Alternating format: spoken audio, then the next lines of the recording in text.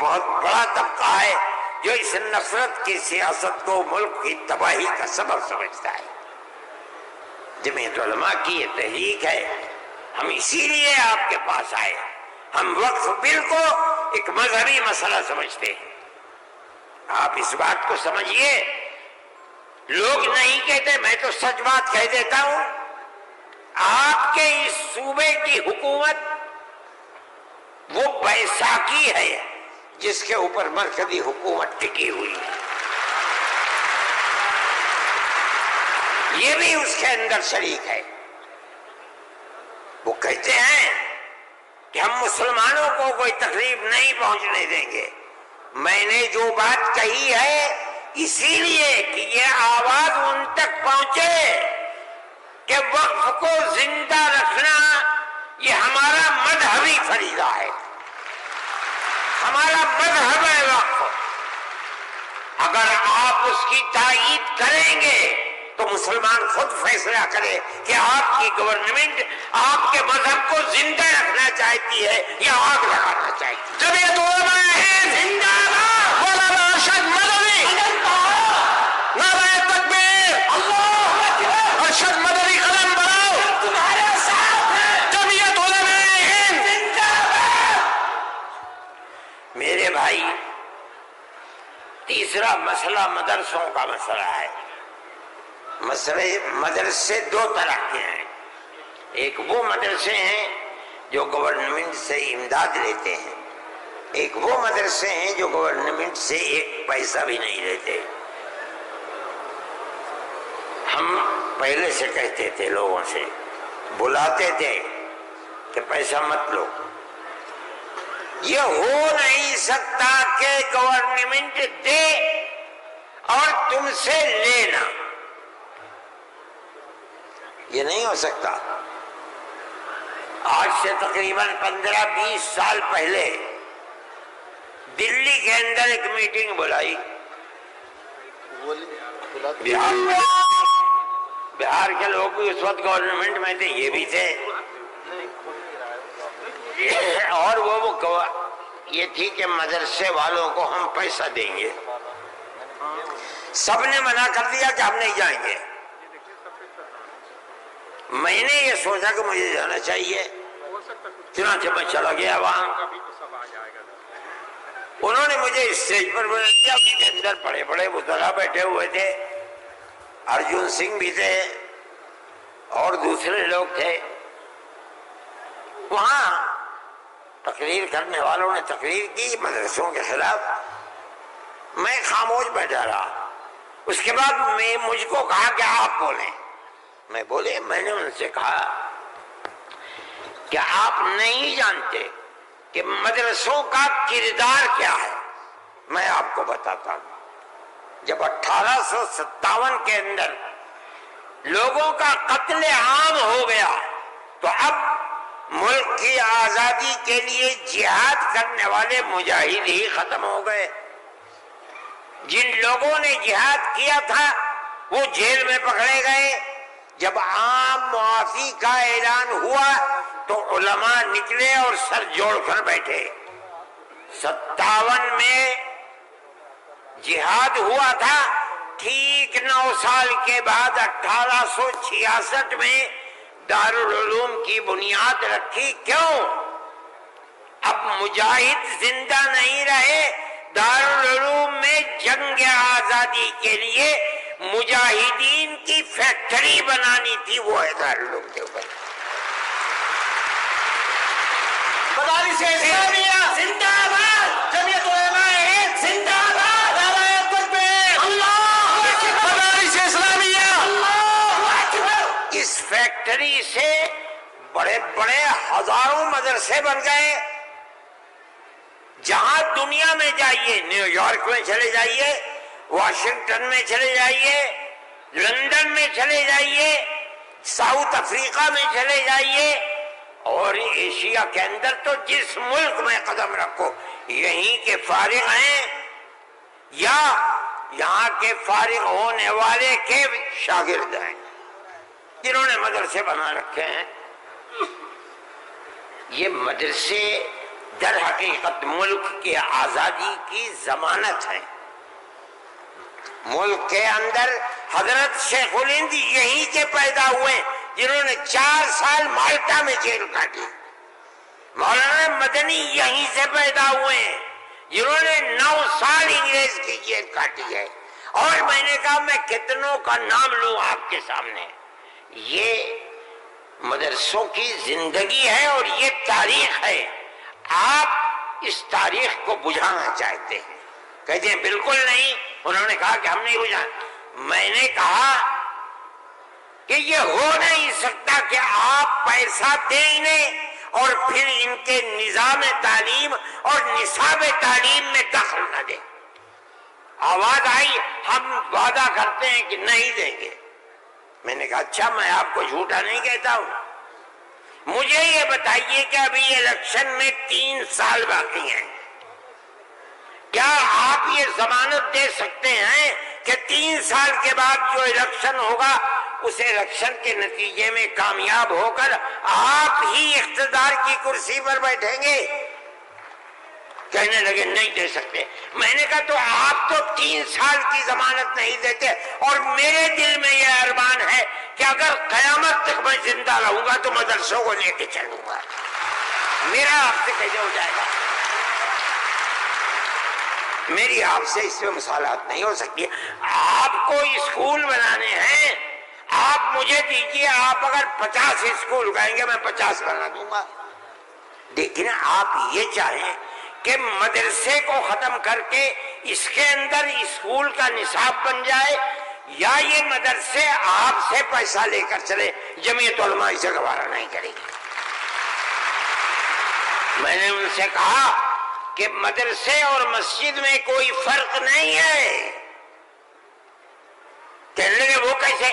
میں نے کہا اس لیے کہ اگر مسجد میں نماز پڑھی جاتی ہے مدرسے میں نماز سکھلائی جاتی ہے. اگر مسجد میں نماز کے اندر قرآن پڑھا جاتا ہے مدرسے کے اندر قرآن پڑھنا سکھلایا جاتا ہے. کیسے دونوں الگ ہو جائیں گے؟ یہ دونوں ایک دوسرے کے ساتھ ہیں. جیسے ہم مسجد اپنی خود بناتے ہیں چاہے ایک چھپر ڈال کر کے بنائیں اسی طرح ہم مدرسے میں بھی آپ سے کوئی مساعدت لینا ہم نہیں گوارا کر سکتے. اچھا میں یہ کہہ کر کے بیٹھ گیا. صدیقی صاحب جن کو گورنمنٹ نے بنایا تھا اسکولوں کو ان کا اقلیتی کردار دینے کے لیے وہ میرے برابر بیٹھے تھے. وہ بھی اس اجتماع کو بلانے والے تھے. اس کے بعد ایک اور صاحب کھڑے ہوئے میرے بعد. انہوں نے پہلے تو یہ کہا کہ مجھے بڑا افسوس ہے کہ آپ نے ارشد کے بعد مجھے بلا لیا. کچھ وقفے کے بعد بلاتے انہوں نے تقریر اور جیسے انہوں نے کہا میں نے اس پر یہ کہا کہ میرے اندر یہ طاقت ہے آپ جو فرمائیں گے میں اسے قبول کروں گا خاموش. میں کوئی اس کی تردید نہیں کروں گا. اس لیے آپ فرمائیے. جیسے انہوں نے کہا کہ مدرسوں کا کردار کمزور ہو گیا وہ تو مجمع جو صبح سے کھڑے ہو گئے خبیث ہے اتار دو پھینک دو نکال دو اس کو یہاں سے. جب آگ لگنے لگی تو میں نے صدیقی صاحب سے کہا صدیقی صاحب میں تو جا رہا ہوں. صدیقی صاحب نے مجھے پکڑے بھائی خدا کے لیے بیٹھ جاؤ یہ مجمع ہمارے قابو میں نہیں آئے گا. تو میں نے ان لوگوں سے کہا کہ بھائی کیا بات ہے کیوں آخر گھبرا رہے؟ ایک بات ہے آپ کی مرضی کے مطابق ہے آپ قبول کیجئے. نہ مرضی کے مطابق ہے آپ نہ قبول. لیکن اس اجلاس کے اندر یہاں کیوں شور بچاتے ہو؟ خیر وہ لوگ بیٹھ گئے. جب ہو گیا تو میں اٹھ کے بھاگ گیا. کانگریس گورنمنٹ کی جو بالکل آخری شخصیت تھی انہوں نے کہا کہ بھائی سونیا جی صدر تھی. انہوں نے کہا کہ آپ نے کیا کر دیا؟ میں پہلے منع کرتی تھی کہ اس مسئلے کو نہ چھوڑو بند کر دو اس کو. جو مدرسہ بند ہو گیا. آج بھی یہی مصیبت تھی. ان مدرسوں کے خلاف ابتدا میں جو امداد نہیں لیتے تھے کوئی نہیں بولتا تھا اس لیے کہ جب تمہارا کھایا نہیں ہے تو تم ہم سے پوچھ کیوں سکتے ہو؟ جو تمہارا کھاتے ہیں ان سے جا کے کہو انہوں نے کھایا ہے اب تم ان کے حلق سے نکالو. ہم نے تو کبھی تم سے 2 پیسے بھی نہیں لیے. دارالعلوم دیوبند کو سن 56 کے اندر 1956 میں، جو اس وقت یہاں بہار کے آدمی تھے اور ملک کے صدر جمہوریہ تھے ڈاکٹر راجندر پرساد، وہ دیوبند آئے تھے. انہوں نے دیوبند حضرت رحمت اللہ علیہ زندہ تھے، حضرت مدنی، انہوں نے دارالعلوم کے لیے ایک لائبریری کے پیسے دارالعلوم کو دینے کا وعدہ کیا. جب وہ چلے گئے، اب شکریہ ادا کیا ان کا بہت، جب وہ چلے گئے تو ان کو خط لکھ کر بھیج دیا گیا کہ دارالعلوم دیوبند کے بنانے والوں کا یہ حکم ہے، یہ اصول ہے کہ کسی بھی مسلم یا غیر مسلم حکومت سے کبھی کوئی مدد نہیں لی جائے گی، اس لیے ہم آپ کا شکریہ کے ساتھ واپس کرتے ہیں. آج تک حکومتوں پر حکومتیں بدل گئیں، انگریز گورنمنٹ، پھر اس کے بعد ہندوستان کی، مگر اس کے اندر کوئی فرق نہیں پڑا ہے. لیکن اس کے بعد جنہوں نے لیا تھا گورنمنٹ سے، پھر اس کے بعد ان مدرسوں کے اندر بھی ہاتھ ڈالنا شروع کر دیا. جمعیت علماء اس سلسلے کے اندر کورٹ میں گئی، اگرچہ ان مدارس کے سلسلے میں کوئی فیصلہ ابھی تک نہیں آیا، لیکن ہم یہ سمجھتے ہیں کہ قانونی اور دستوری اعتبار سے جو گورنمنٹ سے کوئی چیز نہیں لیتے، پہلے لیا جاتا تھا چھٹیوں کے اندر گورنمنٹ سے، وہ قانون تھا کہ جو ٹکٹ طلبہ لے کے گھر جاتے تھے کنسیشن، اس میں پیسہ کم ہو جاتا تھا. جب گورنمنٹ کی نظریں بدلنی شروع ہوئی، دارالعلوم نے بند کر دیا، اس کو ہم نہیں لیتے. یہ بات ہم نے کہی، یہ اللہ کا بڑا احسان ہے کہ جو تبصرہ آیا، ابھی تک فیصلہ نہیں آیا، وہ تبصرہ بھی حق کے اندر ہے. انشاءاللہ جب گورنمنٹ سے کوئی تعلق ہی نہیں ہے اور دستور کی دفعات 25 اور 26 اقلیت کو یہ حق دیتی ہے کہ وہ اپنے اداروں کو قائم کر لے، کوئی رکاوٹ نہیں ہے، تو ہمارے مذہبی اداروں کے اوپر کیسے رکاوٹ ہو سکتی ہے؟ دستور کی یہ دفعات ہمارے لیے چین و سکون اور عزت و آبرو کے ساتھ ملک میں رہنے کا ہمیں حق دیتی ہے. ہم یہ سمجھتے ہیں کہ مستقبل کے اندر بھی انشاءاللہ ہم اپنے ان پروگراموں کے اندر کامیاب رہیں گے. میرے بھائی، فلسطین کا مسئلہ ہے. دیکھیے، جب یہ مسئلہ ہوا اسی دن ہماری گورنمنٹ نے ایک بات کہی کہ یہ دہشت گردی ہے، فلسطینیوں نے حملہ کیا اسرائیل کے اوپر. میں نے کہا یہ بھی گورنمنٹ جانتی نہیں ہے. جب میں نے اگلے ہی دن بیان دیا کہ یہ غلط ہے، اسرائیل کو بنانے والوں نے بنایا تھا، بیت المقدس اسرائیل سے باہر تھا، فلسطین آزاد تھا. اسرائیل نے امریکہ کی مدد سے اور یورپ کی مدد سے بیت المقدس کو، فلسطین کو،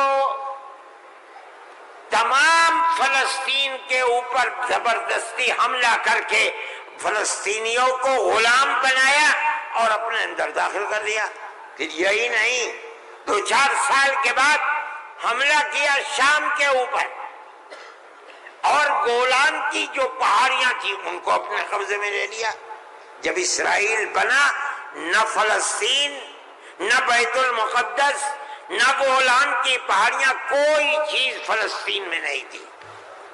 اب فلسطینی اٹھے اپنی آزادی کے لیے. اگر تم ان کو دہشت گرد کہتے ہو تو میں کہتا ہوں گاندھی جی بھی دہشت گرد تھے. جمعیت علماء ہند زندہ باد، مولانا ارشد مدنی قدم بڑھاؤ، نعرہ تکبیر، اللہ اکبر. اس کے بعد سے پھر کبھی یہ بات نہیں آئی. لیکن میں یہ کہتا ہوں کہ جس نظریے کو لے کر اٹھے، اس کا مطلب یہ ہے کہ کچھ جانتے بوجھتے نہیں ہے. کیسے کہہ دیا انہوں نے؟ ان کو دیکھنا چاہیے تھا تاریخ. اگر خود نہیں پڑھتے پڑھے ہوئے لوگوں سے پوچھنا چاہیے تھا، وہ بتاتے ہیں آپ کو کہ ہو کیا رہا ہے. میرے بھائی میں یہ بات کہتا ہوں کہ جمعیت علماء کی ایک تاریخ ہے اور جمعیت علماء اس چیز کے اوپر ہے. ہمارا اس وقت کا مسئلہ صرف ایک ہی مسئلہ نہیں، بہت مسائل ہے، لیکن وقف ترمیمی بل کا مسئلہ بھی یہی ہے جس کو جاننے کی یہ ہمارا مذہب ہے. ہم یہ کہتے ہیں بہار کی گورنمنٹ کو بھی، آندھرا گورنمنٹ کو بھی اگر وہ کریں گے تو اس کا مطلب یہ ہے کہ مسلمان کے پیٹ کے اندر چھرا گھونپیں گے اور مسلمان کے مذہب کو آگ لگانا چاہتے ہیں. مسلمان کو سوچ لینا چاہیے کہ وہ کیا کرے گا اور مستقبل کے اندر اسے اس جنجال کو کس طرح نمٹانا ہے. ہم ایک بات کہہ رہے ہیں اور ہمیں یہ کہنے کا حق ہے، اس لیے کہ دستور کے خلاف ہے. دستور نے ہمیں مذہبی آزادی دی ہے. آپ وقف کو مذہب نہیں سمجھتے، لیکن اس لیے نہیں سمجھتے کہ نہ آپ قرآن کو جانتے ہیں نہ آپ حدیث کو جانتے ہیں. حضرت عمر رضی اللہ تعالی عنہ نے اپنا ایک باغ وقف کرنے کی نبی کریم علیہ السلام سے اجازت چاہیے جو خیبر میں تھا. آپ نے فرمایا میری رائے یہ ہے کہ تم باغ کو وقف مت کرو بلکہ باغ کی کھجوروں کو وقف کر دو فقراء اور مساکین کے لیے، اس لیے کہ باغ تمہارا رہے گا. باغ اس کا محتاج ہے کہ تم اس کی دیکھ بھال کرو. وقف کر دو گے کوئی دیکھ بھال نہیں کرے گا.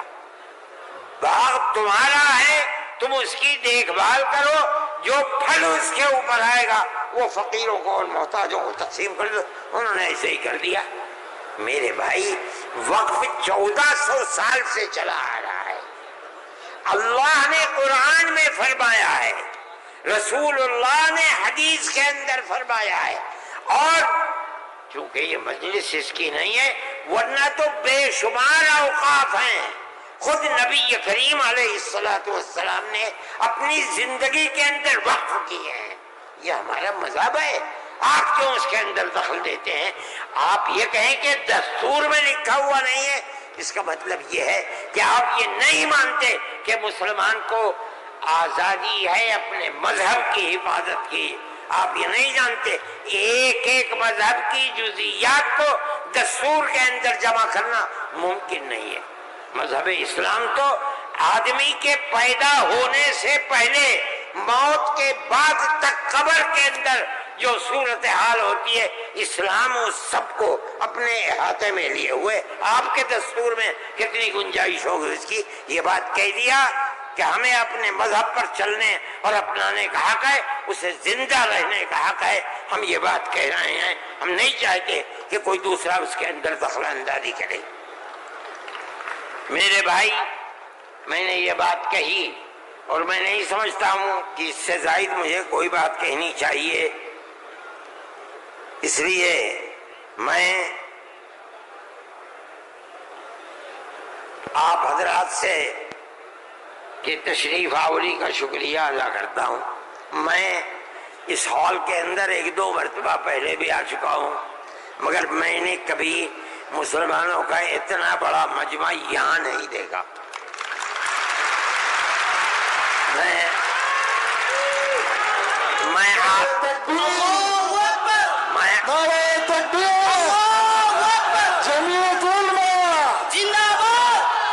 آپ حضرات کا شکریہ ادا کرتا ہوں اس لیے کہ یہ سب جگہ شہرت تھی کہ اس اجلاس کا مقصد وقف ترمیمی بل کی مخالفت ہے. اس کا مطلب ہے کہ بہار کا مسلمان ہر اس طاقت کا مخالف ہوگا جو وقف ترمیمی بل کی تائید کرے گا. اس لیے آپ حضرات کا اس گرم جوشی کے ساتھ یہاں آنا، میں جمعیت علماء کے خادم کی حیثیت سے آپ کا شکریہ ادا کرتا ہوں. اللہ آپ کو خوش رکھے، خیر و عافیت کے ساتھ رکھے. آپ اپنے مذہب کو سینے سے لگائے ہوئے زندہ رہیں اور مذہب کو خدا کرے زندہ رکھے۔ میں آپ سب حضرات کا شکر گزار ہوں، جو لوگ باہر سے آئے ہیں میں ان کا بھی شکریہ ادا کرتا ہوں۔